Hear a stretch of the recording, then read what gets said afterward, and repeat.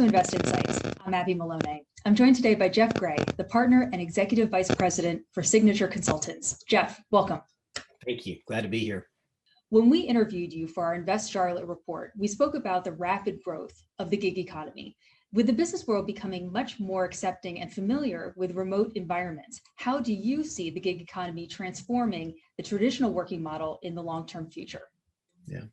Well, it's a great question. I think everybody, to some extent, has felt like a gig worker since COVID began, as it approached us so abruptly last year in February. But I will tell you that as it relates to our business, we're in the staffing business. We put people to work, specifically in the IT and business professional realm. Our clients are still engaging us predominantly to manage the risk and the complexities out of the hiring.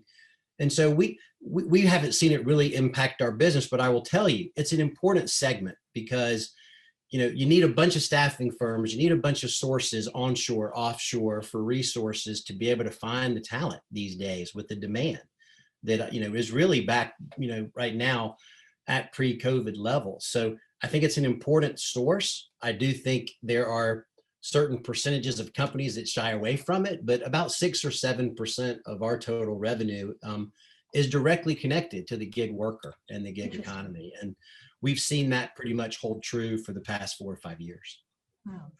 And how has your firm transformed your business model and operations in order to better position yourselves to capitalize on the rapid growth of the gig economy? You mean after we realized we were going to survive COVID? Yes. Because being in the human capital staffing business, we didn't know it was going to happen. Absolutely. Last year in February, the Q2 was very much a down quarter historically for our economy, but also for the staffing industry, down roughly 28 to 30% in terms of demand.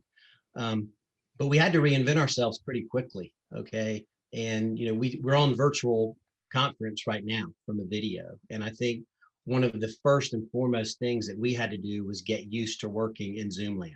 Okay. Microsoft Teams, Zoom, Skype, you name it.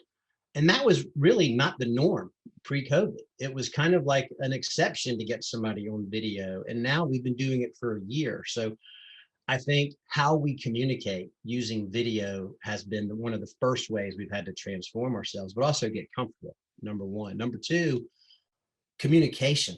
And I will tell you that communication in our company, we've been around for 24 years, our communication could never be better than it is right now. And it's directly related to my first point about video communications and living in the Zoom world. And it has done wonders for us being able to move things at a pace that we were unable to do before because getting everybody in the same room was hard to do. So that's been a tremendous benefit. I will also tell you that our business model is also face-to-face. And so when you think back to the bricks and mortar operations that we have with sales and recruiters in the office, they were meeting every single client face-to-face, meeting every single candidate face-to-face. And if you think about it, if you're an employer looking for a key resource, relying on a company now doing all of this virtually, verification of identity, verification of background, looking at the soft skills, culture, et cetera, presentation skills, we've had to reinvent our whole onboarding process for our workforce. We have over 3,000 consultants billable every day across the country. We've had to kind of reinvent the way that we onboard and train our staff to service our customers. And you wouldn't believe it, but we actually are in the shipping business of computer and electronics now to our consultants' homes because they're not going on site to our client site. So, those are a few key ways that we've had to transform our business. And, it's been a challenge, but at the same time, very rewarding. And how about on the flip side to this, how has 2020 forced you to transform the way that you provide staffing services to your clientele? And do you expect the demand, you had mentioned before that the demand has only increased since Q2 of last year. How do you see the demand for your services moving forward in 2021? Great two-part question. As I mentioned, demand was down about 30% in Q2. It steadily came back last year, Q3, Q4, to where we were kind of almost at pre-COVID levels by the end of the year. And the 21 start of the year has been way above expectations, even before the levels that we saw pre-COVID back in January, February of last year. So that has been phenomenal. As I mentioned, we also had to basically look at different ways to get to our customer. So we launched a specific event called Commune IT, which brings together our customers and our consultants and panels to talk about the challenges, not only in COVID, but with technology in general. And that has been incredibly successful. Again, living in the video virtual world of bringing all of our different constituents together. Our internal ID department has also had to kind of pick up the pace and extend their services, specifically around the infrastructure support we provide to our staff, when typically that was provided by our clients. So they have done a tremendous job stepping up and, helping us kind of transform our model. Tell us a little bit more about that IT transformation. 2020 saw a lot of companies having to propel technological advancements to reach clientele, to reach their employees. What does that look for? What did that look like for Signature Consultants? Luckily, we had built the data warehouse prior to COVID.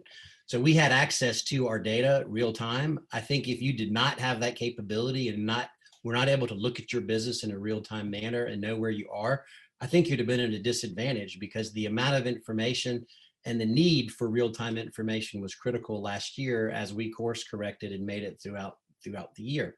I will also tell you, around the points of communication, that we've implemented other tools. So we've implemented a planning tool called Rhythm Systems, which helps us better communicate virtually around our annual and strategic planning and our quarterly planning and priorities, all the way to the edges, from the executive offices down to the field.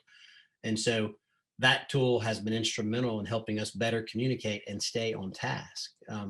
Lastly, we were neophytes when it comes to really the tools that we were using to communicate virtually.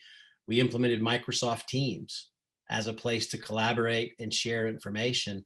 And as an extension of that, we created virtual pits in all of our brick and mortar operations.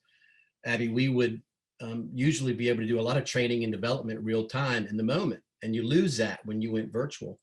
We set up through Microsoft Teams a virtual pit where we could onboard new employees as we were teaching them how to recruit and how to sell. And they would have really open mics and a virtual pit along with their desktop. And we were able to train and develop and actually build part of your culture even virtually, which we thought was going to be incredibly hard to do, but it actually worked out. So IT, we couldn't have done this without their support. And I think all companies across the country, and that's why you've seen really the demand pick back up, is the infrastructure needs that companies have like this.